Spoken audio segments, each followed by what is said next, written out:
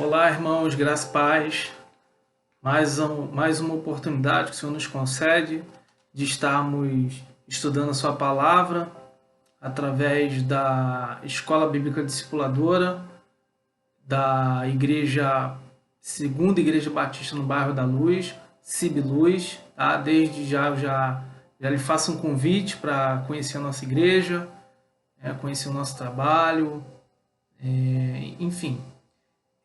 Hoje nós estaremos ministrando a aula 11, tá? Os irmãos já bem sabem que nós estamos trabalhando com a revista Palavra e Vida, que tem como foco nesse material, nessa revista desse semestre, está trazendo figuras, né, já conhecidas do nosso meio, né, figuras importantes da Bíblia, e está fazendo um paralelo da vida dessas pessoas com a realidade que nos encontramos hoje em função dessa pandemia, né?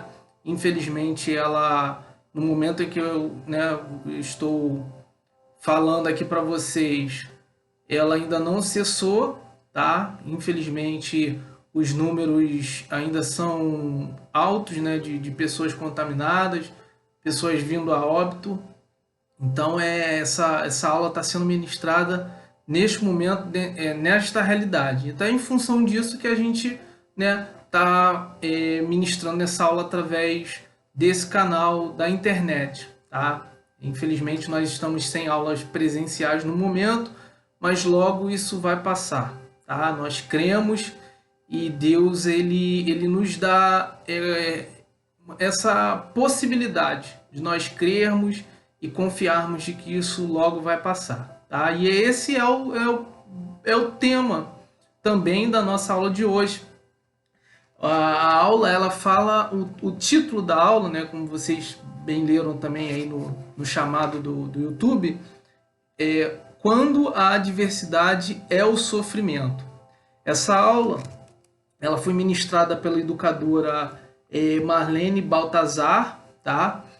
E ela foi feita se valendo do texto base que se encontra no livro de Lamentações de Jeremias, tá? Lamentações, né? Que nós não vamos entrar no mérito aqui dessa discussão, mas a autoria é atribuída a Jeremias, né? Apesar de haver algumas correntes que pensam diferente, mas pela história e pela tradição, se acredita sim que foi Jeremias quem foi o autor do livro de Lamentações, e o texto base dessa aula se encontra em Lamentações, no capítulo 3, do verso 1 ao verso 26. Por ser um verso extenso, tá? Eu não vou estar lendo aqui, mas os irmãos podem ficar à vontade, se quiser pausar o vídeo e ler aí com os irmãos, com a sua família, fique à vontade.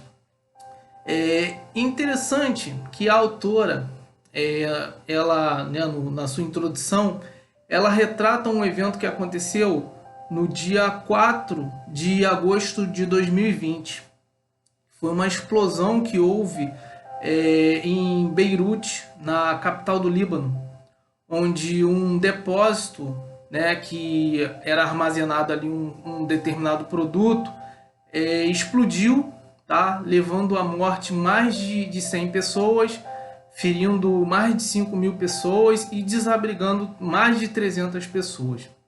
E aí por que ela traz esse evento como a introdução da nossa aula desse material?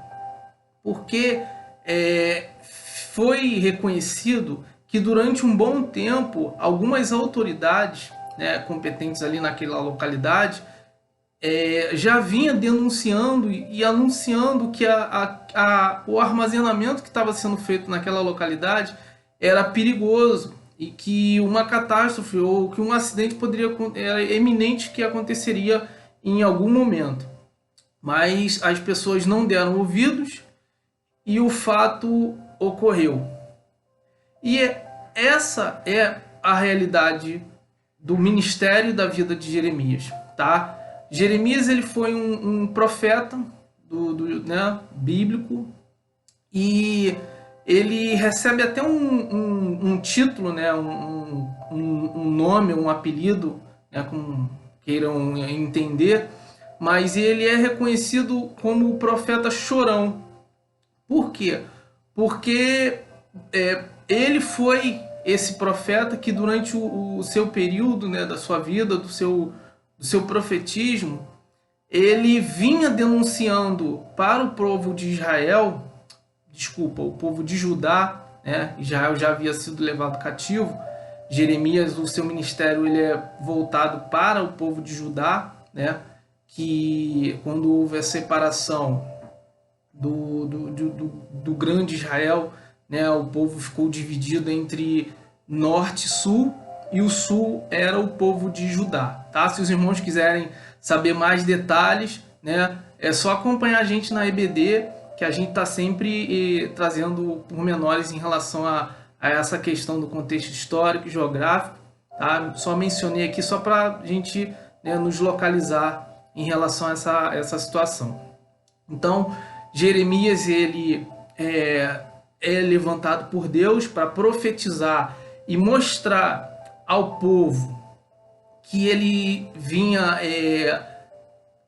rejeitando, né, dar ouvidos à voz do Senhor, que ele estava começando a se rebelar contra o Senhor. Na verdade, começando não, mas ele já havia esquecido completamente, dado as costas para Deus, para a sua palavra, para a sua lei.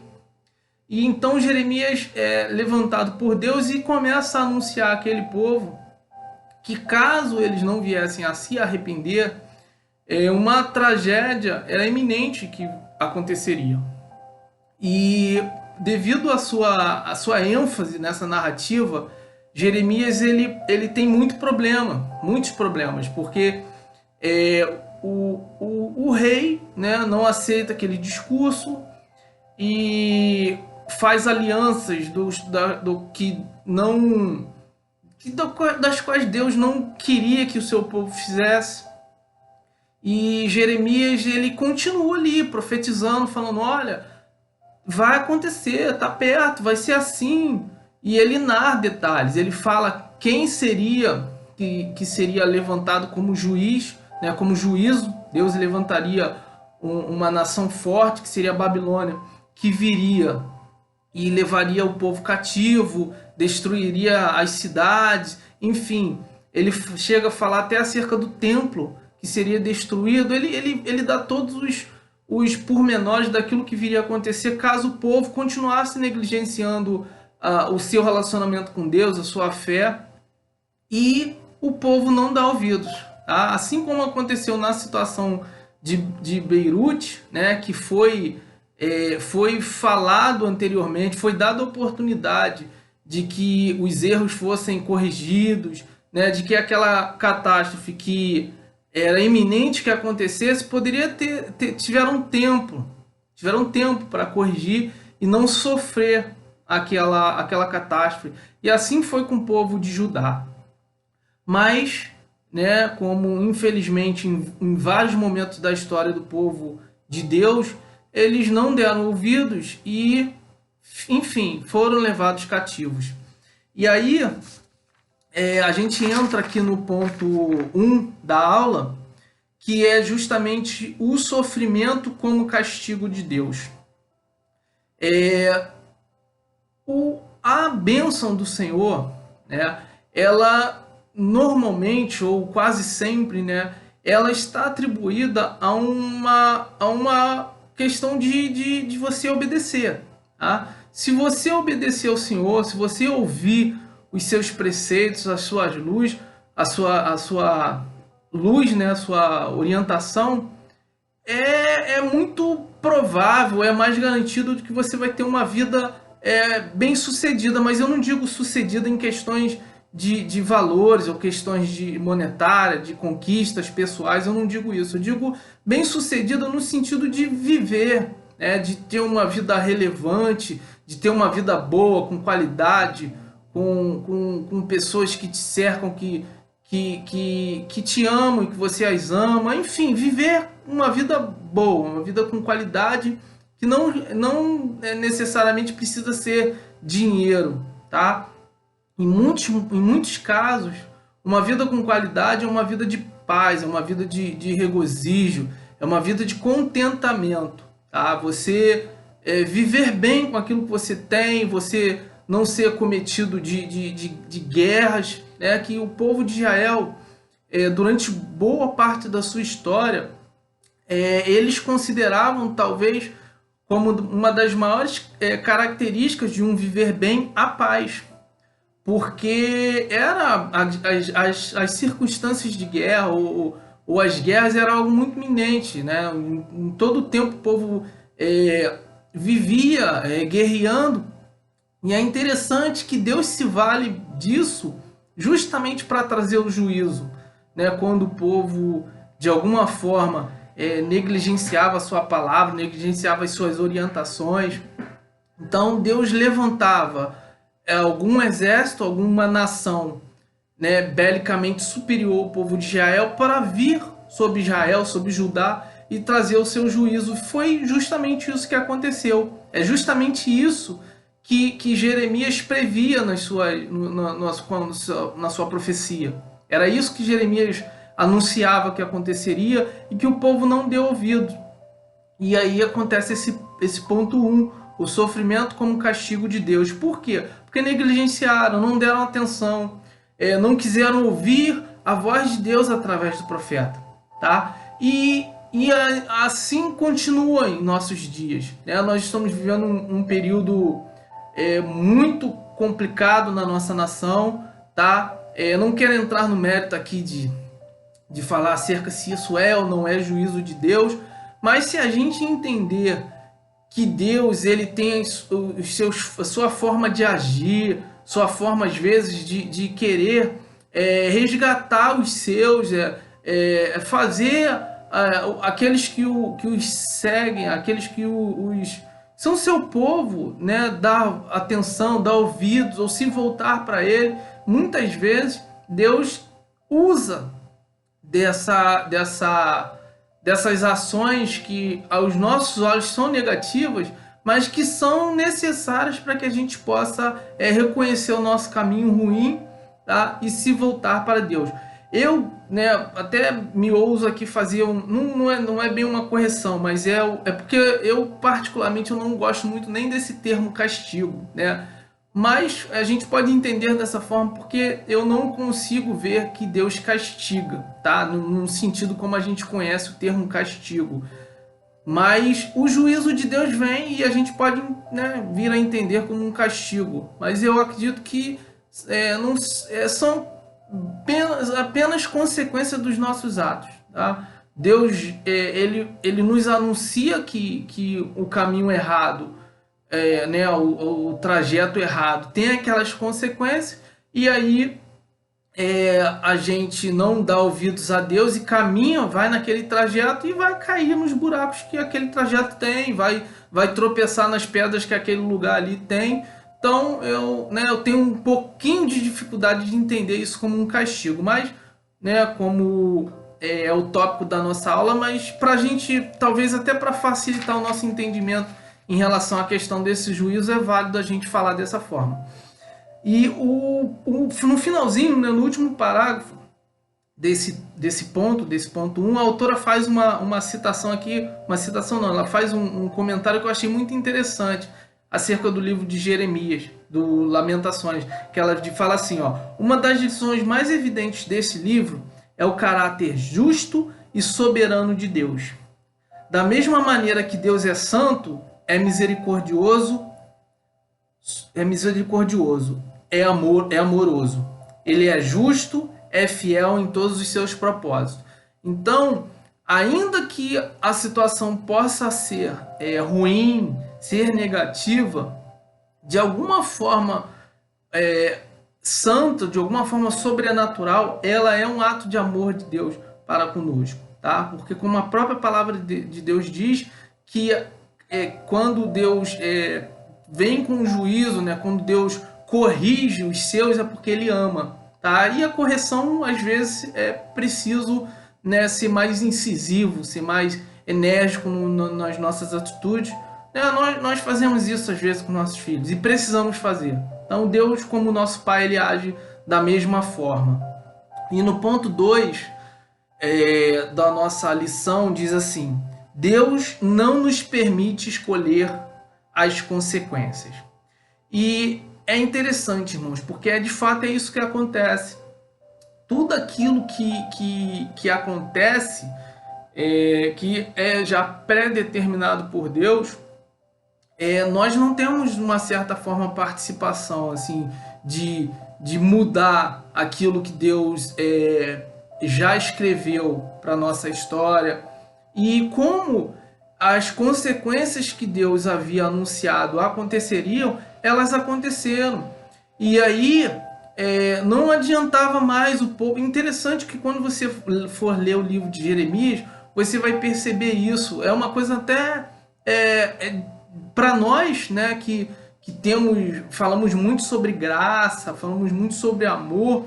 A gente é muito difícil até a gente entender essa linguagem ou essa característica que o livro de Lamentações traz, mas ele narra de uma certa forma um prazo onde Deus ele levanta o profeta anuncia, né, começa ali o seu ministério anunciando, né, o juízo, e chega um determinado momento em que simplesmente assim, ó, a partir desse momento não há mais nada que vocês possam fazer para mudar essa realidade. A partir de hoje o prazo, já se esgotou o prazo para que vocês se arrependessem. Então, a partir daquele momento ali, o povo seguiu simplesmente cumprindo o juízo de Deus. Não houve mais oportunidade de mudar aquela situação, até que tudo aquilo que Deus havia anunciado que aconteceria, aconteceu. Isso é muito perigoso, isso é muito duro, sabe? Isso é muito ruim aos nossos olhos, claro. Mas isso enfim, isso é muito preocupante, irmãos, porque a gente entender ou enxergar que em algumas situações Deus pode vir a estabelecer prazos para que a gente venha se arrepender, para que a gente possa mudar dos nossos caminhos né, e aí quando esse prazo chega, não há mais nada a ser feito. Imagina a gente se deparar com uma situação como essa, se deparar com um quadro onde eu vi que o mal vai chegar e aí eu agora quero tentar fazer alguma coisa para que isso não aconteça, mas Deus simplesmente chega para mim e fala: não, agora não tem mais o que você venha fazer, o prazo foi esgotado. E a gente crê que isso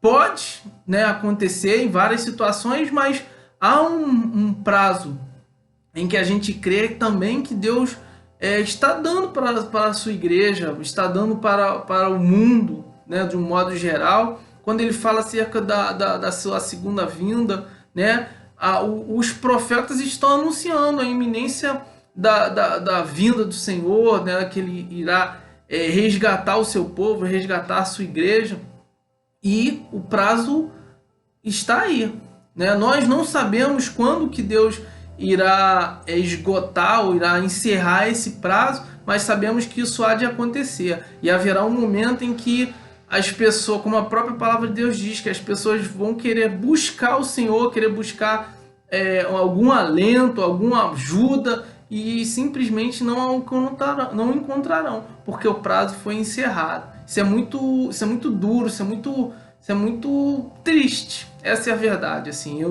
esse é o meu sentimento em relação a saber que, infelizmente, muitos, como o povo de Judá muitos estão optando por estender esse prazo até o passar dele, até o findar deste prazo. E aí nós, ainda nesse ponto 2, a autora ela fala aqui alguns pontos, né, das consequências que vieram sobre o povo de Judá. E ela cita aqui algumas características ou algumas dos juízos, né, que veio sobre o povo. E ela fala sobre 5 pontos aqui. Ela diz, ó, suas orações não eram mais respondidas, tá? O segundo ponto é o abandono, tá? Esse abandono é como nós estamos falando, o prazo esgotou, tá? Então, a partir daquele momento, o povo não tinha mais o que fazer. Deus, ele na verdade, o que Deus fez foi respeitar a opção das pessoas. Eles quiseram viver longe do Senhor, então o Senhor permitiu. Agora, então vocês vão viver longe de mim. E aí, para que quando a ficha cai, a sensação que nos fica é de abandono. A sensação daquele povo foi de ter sido abandonado pelo Senhor. Mas, na verdade, o que ocorreu foi o inverso. Foi o povo quem abandonou o Senhor. Mas aí, quando a justiça de Deus, né, essa justiça implacável do Senhor, quando ela se manifesta, aí dá essa sensação, dá esse sentimento que a gente tem. E aí o terceiro ponto é a vergonha, né? Imagina, você ser o povo eleito de Deus, o povo escolhido por Deus, e de repente você está sendo subjugado por uma nação pagã, tá? Você está sendo levado cativo, tendo tua casa, né, seu templo, aquele lugar ali onde você ia para ouvir a palavra, para se relacionar com Deus, sentir a sua glória, aquilo foi tudo destruído. E aí a vergonha de você... Como é que você levanta a cabeça, você olha para as pessoas e você fala, nossa, eu sou um escolhido de Deus. Como? Como que você... né? Olha a vergonha de você outrora ser povo de Deus e não deixou de ser povo de Deus. Mas olha a vergonha de você, sendo povo de Deus, tá passando por uma situação tão ruim, tão negativa, como juízo de Deus pelos seus próprios atos. Que vergonhoso, né? Que Deus venha ter misericórdia de nós, irmãos, porque na verdade todos esses pontos negativos aqui é o que nós merecemos, tá? Se a graça de Deus e a misericórdia de Deus não se manifestar, não ser atuante sobre nós, essa é a nossa consequência. E aí a gente vai viver como esse ponto 4 aqui, ó, falta de paz. Sabe? Que talvez eu acho que é uma das piores coisas que pode acontecer na vida de uma pessoa. Você não ter paz. Você né? Uma pessoa sem paz, ela não tem prazer em nada, ela não consegue descansar, ela não consegue dormir, ela não consegue raciocinar, ela não consegue... muitos, né? Pelo menos eu acredito que percam o prazer pelo alimento, não consegue comer. A falta de paz é algo horrível, é algo... eu não quero nem pensar em como deve ser viver com essa ausência de paz. E essa ausência de paz aqui, irmãos, não é ausência de guerra, irmãos, é ausência de paz, é uma paz interior, é algo interior, tá? Porque nós, enquanto cristãos, nós sabemos que nós estamos em guerra, nós estamos cercados de combates espirituais. Então, a realidade de guerra, né, de luta, até mesmo um embate interno da nossa carne com o nosso espírito, ele é iminente, ele está acontecendo o tempo inteiro. Então, essa paz aqui é um conforto, tá? É algo na nossa alma, tá? Não é ausência de guerra, tá? É algo maior do que a ausência de guerra. É uma paz que, como a palavra de Deus diz, ela estende, né, para a razão. Assim, nenhum entendimento consegue compreender como é que essa paz pode existir em nossas vidas diante de tantos conflitos que a gente vive, que a gente enfrenta. E, por último, eu acho que é o final praticamente de uma vida. Acho que é quando um momento de... Talvez enfim, não sei nem explicar, porque pela misericórdia eu acredito que eu nunca tenha vivido algo parecido, mas é o ponto 5, diz falta de esperança. Isso eu acho que viver sem esperança, eu acho que é não querer viver, né? Não, sabe, assim, imagina, se eu não tivesse esperança de que essa doença iria passar, para que eu vou me cuidar? Para que eu vou, né, respeitar as orientações? Para que eu vou lavar minhas mãos? Para que eu vou passar álcool em gel se eu não tenho, se eu não acredito né? Se eu não acredito em nada disso, eu não tenho esperança. Quem não tem esperança não acredita em nada. Não tem mais nada para ela mais tem valor. Graças a Deus que para nós não é assim, tá? A nossa esperança é Cristo, a nossa esperança, ele morreu e ressuscitou, e ele, né, na sua palavra ele fala que na casa, para onde ele foi, ele construiu várias moradas, né? E no momento dele, no momento em que ele vir, né, ele irá nos levar para vivermos com ele nas mansões celestiais. E nós, assim, nós não perdemos também a nossa esperança aqui na Terra. Nós temos esperança, temos alvos, temos objetivos, né? Nós temos esperança de um viver bem, de um viver contente, né? Como nós estamos nesse ano, uma palavra de esperança, de viver, né?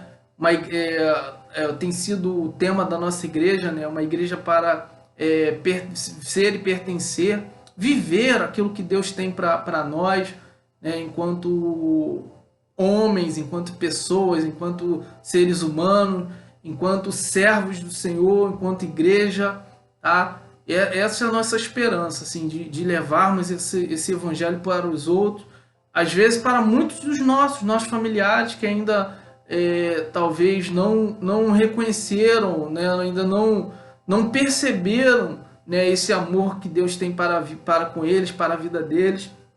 E aí, né, esse é duro, né, é forte essa palavra, né, falta de esperança. Mas foi justamente isso que o povo, foi justamente dessa forma que o povo se colocou por negligenciar o Senhor e por ignorar as orientações do profeta. E por último, né, o tópico 3, a autora diz: mesmo em meio ao sofrimento é possível ter esperança. E aí, assim, é o que o profeta depois porque é interessante que Jeremias, ele, né, como eu mencionei, alguns chamam Jeremias do profeta chorão. Mas imagine, irmãos, você anunciar que o mal está para acontecer, você amar as pessoas, você não quer que elas sofram aquele mal e as pessoas não dão ouvidos. E aí você vê aquilo tudo vindo sobre os seus e sobre ele também, porque o templo foi destruído. Jeremias, ele era um sacerdote também, ele vivia também o ofício de sacerdote. Então, ele sofreu da mesma forma como todo o povo sofreu. Ele sofreu emocionalmente por ele ter anunciado, por ele ter colocado né, o seu coração ali, porque quando ele, vamos botar assim, como ele aceitou ser porta-voz de Deus ali para aquela nação, ele abriu mão da sua própria vida, porque ser profeta naquela época era você colocar a sua vida em risco, né? Vemos outros profetas que foram mortos, e Jeremias, né, a Bíblia não chega a mencionar, mas há indícios, né, na história de que ele tenha, né, depois sofrido e provavelmente tenha sido morto em consequência do seu ministério, né, de ter combatido o pecado, de ter anunciado os maus caminhos daquele povo. E ele passou por aquilo tudo, então aquilo gera um sentimento. E aí, de uma forma, não sei dizer se jocosa ou não, mas chamam Jeremias de um profeta chorão, né, o profeta choroso. Mas imagine você passar por isso.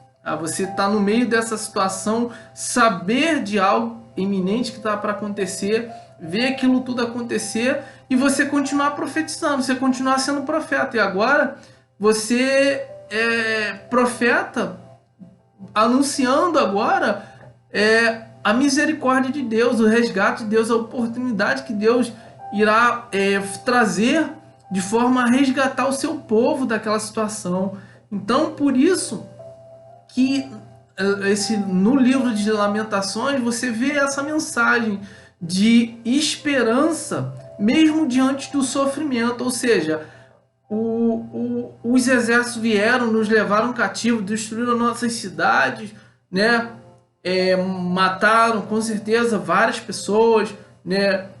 Como o próprio texto diz, as mulheres foram violadas, então houve crueldade, houve muita maldade, né, por parte dos babilônicos para com o povo de Judá. Então eles sofreram muito, mas mesmo assim o profeta continua, né, o seu ofício, e agora ele muda o tom, agora ele está falando da esperança, ou seja, as consequências vocês não têm mais como fugir, elas virão. Mas olha, quando tudo passar, haverá um novo tempo, haverá uma nova realidade, né? Deus há de resgatar o seu povo, Deus há de se levantar novamente na sua nação, seu povo eleito. E é essa mensagem que Jeremias passa a anunciar, né? É esse como o ofício profético, ele fala aquilo que é a verdade de Deus. E esse é o nosso Deus, que pode até vir com justiça, né, cumprir ali os seus propósitos, mas ele mas ele é um Deus misericordioso, um Deus de amor, e nos permite viver uma situação diferente depois que cumpre os seus propósitos e os seus juízos. E foi isso que aconteceu com o povo. E aí é interessante que o texto aqui, a autora até cita, né, agora sim, uma citação de Lamentações, capítulo 3, no verso 21 e o 23, que são versos até muito conhecidos. Nós temos músicas que retratam esses versos, que fala assim: quero trazer à memória o que me pode dar esperança. As misericórdias do Senhor são a causa de não sermos consumidos, porque as suas misericórdias não têm fim. Renovam-se a cada manhã, grande é a tua fidelidade. Nós temos vários hinos que retratam essa realidade, essa verdade de Deus, tá? Esse sentimento de esperança, ele não pode sair jamais das nossas vidas, tá? Indiferente da situação que vivemos, indiferente, é claro que a dor ela é justa, né? Nos é permitido sentir dor. Imagina, perder como tantos perderam, né? Nós perdemos conhecidos, perdemos amigos, então isso dói. Mas assim, mesmo isso não é motivo para que a gente venha perder a esperança, porque nós não perdemos a esperança. Porque, né, tem um ditado que diz que a esperança é a última que morre. Se a esperança é a última que morre, então como é que nós vamos perder a esperança? Se a Bíblia fala que há uma vida mesmo depois da nossa morte. Então nós não temos nem oportunidade, nós não temos nem a chance de perder a esperança, porque nós vamos transcender a essa vida. Aquilo que nos espera, aquilo que está guardado para nós, transcende essa realidade. Então a gente com certeza vai passar por essa situação, né, esse momento difícil, mas a gente não pode ignorar, não podemos sermos ignorantes, né, de não respeitarmos as orientações dos órgãos competentes, das autoridades, né, sanitárias, enfim, aquilo que vir como orientação do Estado, né, para nós, né, querendo resguardar nossas vidas, precisa ser dado atenção, tá? Porque nós precisamos, agir contra isso é ser negligente, tá? Então, e a nossa esperança não é esse tipo de esperança. A nossa esperança ela não está baseada na razão, tá? Porque não é pelos olhos, não é pelo aquilo que a gente vê, não é pelo aquilo que a gente sabe, tá? A nossa esperança é pelo aquilo que a gente espera em Deus, tá? Então ela transcende sim, mas ela não é ignorante, ela não vai nos fazer pecarmos, porque ao agirmos assim nós estamos pecando, estamos fazendo mal a nós, a nossos familiares, as pessoas que nos cercam. Então nós não podemos ser ignorantes nesse sentido, mas jamais perdemos a nossa esperança, tá? E assim eu finalizo a nossa aula de hoje, tá? Eu espero que possa, né, ter falado ao teu coração, assim como Deus falou muito ao meu coração através desse material, dessa aula sobre a vida do profeta Jeremias, e me fez refletir muito acerca dessa situação que nós estamos vivendo, sabe? Enxergarmos de uma forma diferente, enxergarmos que, irmãos, Deus é soberano, Deus é maior do que tudo isso. E ainda que talvez, né, seja algo do juízo dele, mas que a gente possa se arrepender enquanto há tempo, voltarmos para os seus caminhos, para a sua lei, e anunciarmos a sua palavra, falarmos do teu amor, que é isso que as pessoas estão precisando, tá? E com certeza, né, isso vai ficar para a história, ficaremos marcados por tudo isso que aconteceu, mas com certeza sairemos mais fortes e crendo cada vez mais no Senhor, na sua palavra, na sua lei, e o amando e anunciando desse amor para os outros. Amém, irmãos.